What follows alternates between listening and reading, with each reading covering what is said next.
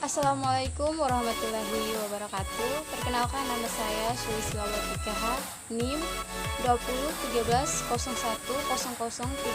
Saya dari mahasiswa Universitas Nusa Tenggara Kupang, Fakultas Perikanan dan Kelautan dari Prodi Budidaya Perairan.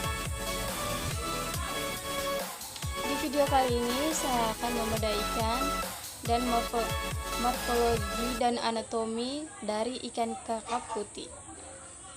Alat dan bahan yang digunakan adalah sebagai berikut: gunting, pisau, dan jarum. Di video yang pertama, saya akan menjelaskan morfologi dari ikan kakap putih. Yang pertama, sirip punggung atau disebut pinnae dorsal. Sirip yang berada di bagian dorsal tubuh ikan dan berfungsi dalam stabilitas ikan ketika berenang. Bersama dengan sirip anus membantu ikan untuk bergerak memutar.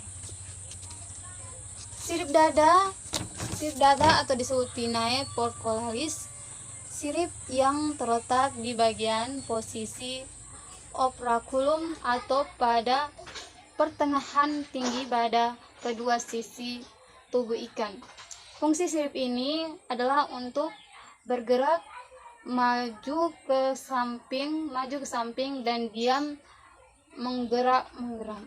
Yang ketiga, sirip dada atau pinnae frontalis, sirip yang berada pada bagian perut ikan dan berfungsi dalam membantu menstabilkan ikan saat renang. Selain itu juga berfungsi dalam membantu untuk menetapkan posisi ikan pada suatu kedalaman. Yang keempat, sirip anus atau pinnae analis. Sirip yang berada di bagian ventral tubuh daerah posterior anal. Fungsi sirip ini adalah berbentuk dalam stabilitas berenang ikan. Yang terakhir, sirip ekor. Sirip ekor atau caudal. Sirip ini yang berada di bagian posterior tubuh biasanya disebut sebagai ekor. Pada bagian besar ikan, sirip ini berfungsi sebagai pendorong utama ketika berenang maju dan juga sebagai kemudi ketika bermonopod. Pada video yang kedua, saya akan membedah ikan dan menjelaskan anatomi pada ikan. Untuk itu, saya terlebih dahulu untuk membedah ikan.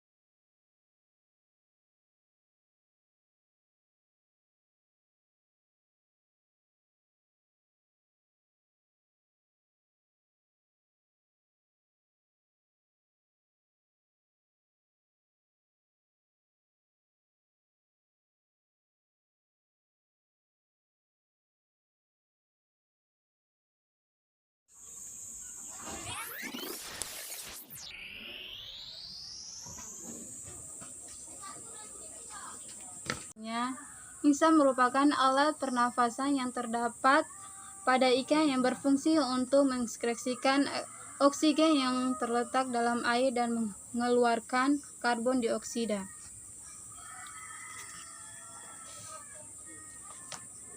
Jantung terletak pada ruang perkardial dan sebelah posterior insang. Fungsinya yaitu untuk memompa darah ke seluruh bagian tubuh, terletak di bagian insang dan dihubungkan oleh selapu yang disebut parakordium.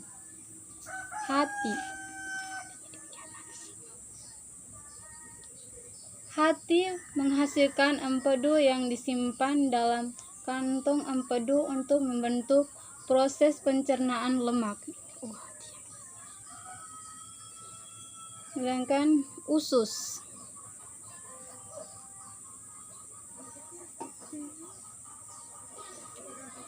adalah salah satu organ pencernaan yang berfungsi sebagai penyerapan zat nutrisi yang diperlukan tubuh ikan. Sekarang ginjal. Ini ginjalnya ini. Ginjal untuk menyaring sisa proses metabolisme dan mengambil zat-zat yang diperlukan oleh tubuh ikan dan untuk menjaga keseimbangan tekanan osmotik cairan tubuh.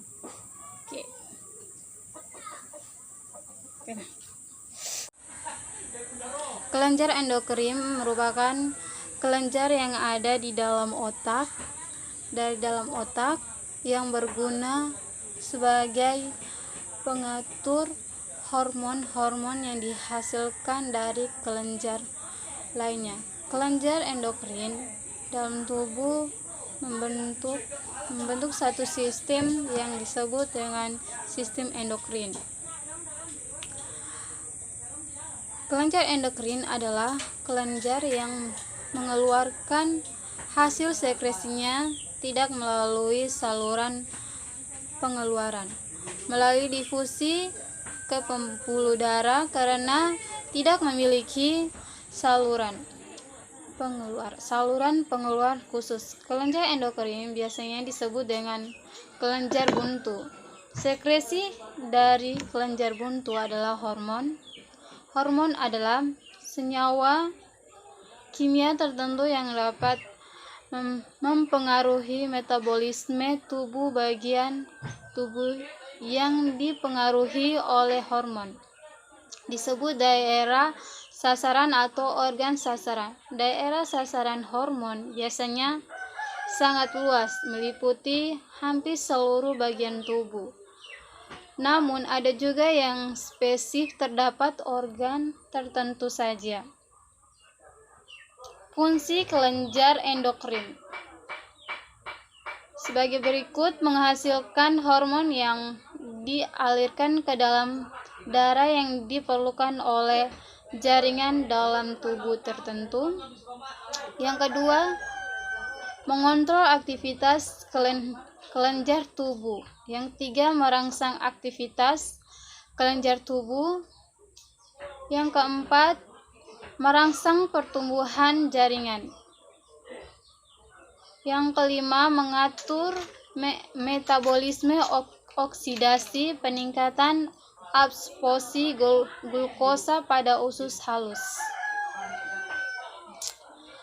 Yang terakhir, mempengaruhi metabolisme lemak, protein, hidrogen, vitamin, amino, mineral, dan air.